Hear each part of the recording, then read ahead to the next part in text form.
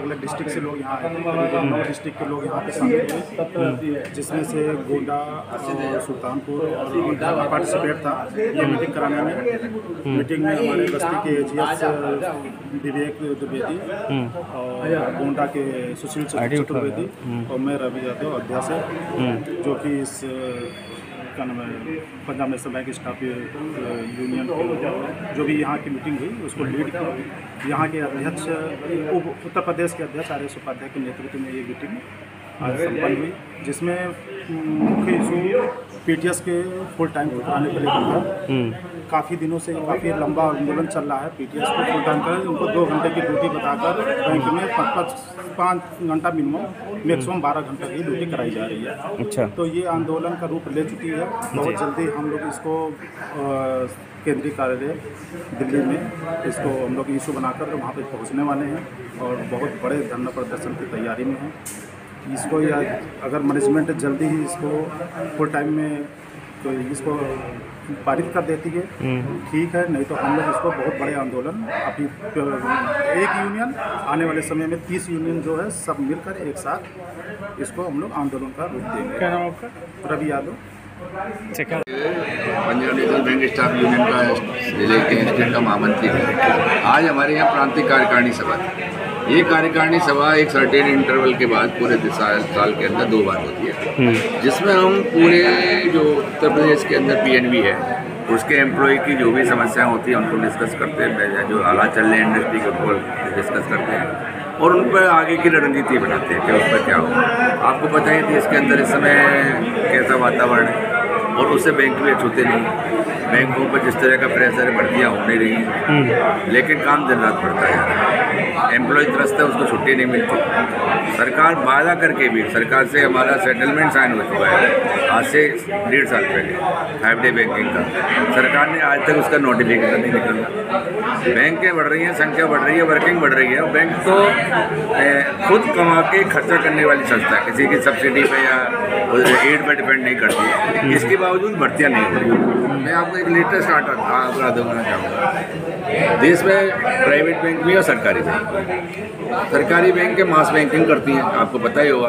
एक zero balance का खाता भी सरकारी बैंक में खोला जा सकता है, जबकि प्राइवेट बैंक में बड़े बड़े पैसे वाले लोग जाते हैं। इसके बावजूद भी एक डेटा आप सरकार से मांगेंगे उसकी पुष्टि करेंगे। प्राइवेट बैंक में 300 ग्राहक के पीछे एक कर्मचारी है, 300 ग्राहक के पीछे एक कर्मचारी है और सरकारी बैंक में 2000 ग्राहक के पीछे एक कर्मचारी। मतलब जो मास बैंकिंग कर रहे हैं उनके साथ उल्टा है, जब कायदा से वहाँ पर कम संख्या होनी चाहिए रिलेटिवली और यहाँ ज़्यादा होनी चाहिए थी, लेकिन सरकार नहीं कर रही है क्योंकि उनको इंडस्ट्री को बदनाम करना है। क्योंकि इंडस्ट्री की सर्विस खराब होगी तो बदनाम कौन होगा? इंडस्ट्री बदनाम होगी। पहले बदनाम करो, फिर इसको कौड़ियों के दाम दूसरे लोगों को बेच दो। यही सरकार का एजेंडा है। तो हमारे संगठनों की ड्यूटी क्या है? कायदा से तो ये लड़ाई लड़नी चाहिए। आम जो साथी लोग हैं, आम जनता है या आम राजनीतिक दल है, इनको आपने कभी भी किसी राजनीतिक दल को इस विषय पर बात करते हुए नहीं सुना होगा। अब कौन बच जाता है? श्रम संघ बच जाते हैं, चाहे वो किसी भी विभाग का हो, कि वो अपने संघ उसको बचाए कैसे भी इंस्टीट्यूशन में। हम इन चीज़ों ऐसे ही बैठे हम उन चीज़ों पर डिटेल चर्चा करते हैं, आगे की रणनीति बताते हैं। इंडिविजुअल बैंक में कोई समस्या चल रही है उस पर भी बात करते हैं। अब एक नई समस्या बैंकिंग इंडस्ट्री में इस समय आई है, आपको शायद पता। वैसे बैंकिंग की समस्या नहीं है, वो देश की समस्या है। इनकम टैक्स में बहुत पहले एक केस आया था कि जो सरकारी कर्मचारियों को या प्राइवेट कर्मचारियों को तनख्वाह के अलावा कुछ सुविधाएं भी मिलती हैं, जैसे मकान मिलता है या कंसेशनल लोन पर हाउसिंग लोन मिलता है या व्हीकल लोन मिलता है, तो उसको भी टैक्स लगाया जाए। उसका जो डिफरेंस है उस पर टैक्स लगाया जाए। काफ़ी दिन से वो स्टे पड़ा हुआ था, लेकिन पिछले साल स्टे हट गया, तो गवर्नमेंट ने सारे डिपार्टमेंट को इम्प्लीमेंट कर दिया और वो इम्प्लीमेंट हुआ दिसंबर में। तो 3 महीने के अंदर ही पूरे साल का टैक्स उसमें लिया गया। उसको लेकर सारे कर्मचारी व्यथित हैं। इतना बड़ा खर्चा उनके जो आज तक उन्हें सुविधा मिल रही थी। फर्ज करो मैंने मकान का लोन लिया, आजकल मकान का लोन भी कितना बड़ा आता है।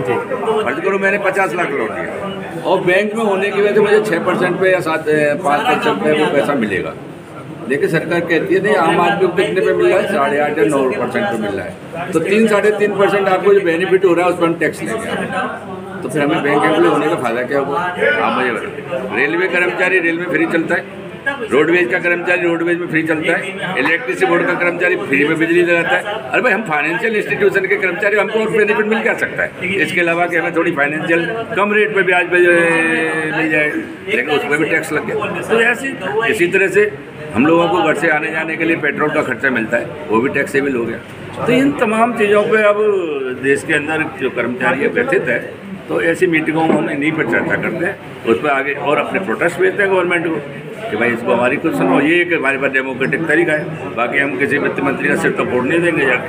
तो वो सब चीज़ें करने के लिए मीटिंगें ये होती है। वो उसी विषय में आज हमारी स्टेट की यहाँ मीटिंग थी। पीटीएस को लेकर क्या तैयारी जो है, पहले क्या होता था, पहले पीटीएस जनरली एक सर्टेन क्लास के लोग ही अपने गांव में जैसे बैंक खुला या अपनी विसिनिटी में बैंक खुला, उसमें जाके घंटे आध घंटे के लिए सफाई कराते थे, बाकी दिन भर काम करते थे। अब वो स्थिति नहीं है। अब स्थिति ये है कि 7-8 घंटे 8-8 घंटे एक बैंक में काम करता है। तो फिर दूसरी बात है, एक मानवता के आधार पर हर व्यक्ति को जीवन में ऊपर उठने का अधिकार है। अगर वो पार्ट टाइम स्वीपर, इसका मतलब जीवन में वो जीवन भर पार्ट टाइम स्वीपर रही तो कोई मानवता नहीं है। तो हमारी जो बैंक है, अकेला हमारा बैंक ऐसा बचा है जिसमें पार्ट टाइम एम्प्लॉय है। सारी बैंकों में एम्प्लॉय वो फुल टाइम है, 2-3 घंटे सफाई करते हैं, बाकी समय बैंक और काम करते हैं, जिससे उनका जीवन यापन प्रॉपर्ली हो पाता है। लेकिन पीएनबी में पार्ट टाइम एम्प्लॉय है और पार्ट टाइम होने की वजह से वो दूसरी जगह जाके काम भी नहीं कर सकते, तो उनका जीवन यापन बहुत मुश्किल है। उसको लेकर हम लोगों ने पहले भी मेमोरेंडम वगैरह बैंक को दिए थे, भाई इनकी फुल टाइम किया जाए। आज भी हमने ये फैसला लिया कि पीटीएस का जो मुद्दा है, और एक मुद्दा और अभी नया बैंक में हमारे में शुरू हुआ है, जो सब स्टाफ चाहती है वो क्लर्क जो है टेस्ट से तो बन जाएगा, टेस्ट दे के, लेकिन सीनियरिटी से नहीं बनेगा। जबकि बाकी सारे वर्गों में सीनियरिटी से भी प्रमोशन होता है, चाहे क्लर्क से अफसर बनना हो या अफसर से आगे मैनेजर बनना हो, बनते हैं। तो उसके साथ ये भेदभाव क्यों? तो ये 4-5 मुद्दे ऐसे हैं लेके हम लोगों ने आज फैसला किया है। हम लोग डेमोन्स्ट्रेशन करेंगे और मैनेजमेंट का ध्यान आकर्षित करेंगे कि इन बिंदुओं पर आप ध्यान दें, इनका निवारण करें। और पीटीएस बहुत बड़ा मुद्दा है। आपका नाम? और मेरा नाम KH पांडे है। मैं इस संगठन का पंजाब नेशनल बैंक का स्टेट का महामंत्री हूँ, और संयोग से ऑल इंडिया का भी मैं महामंत्री हूँ, जिसका नाम all India Punjab national bank employ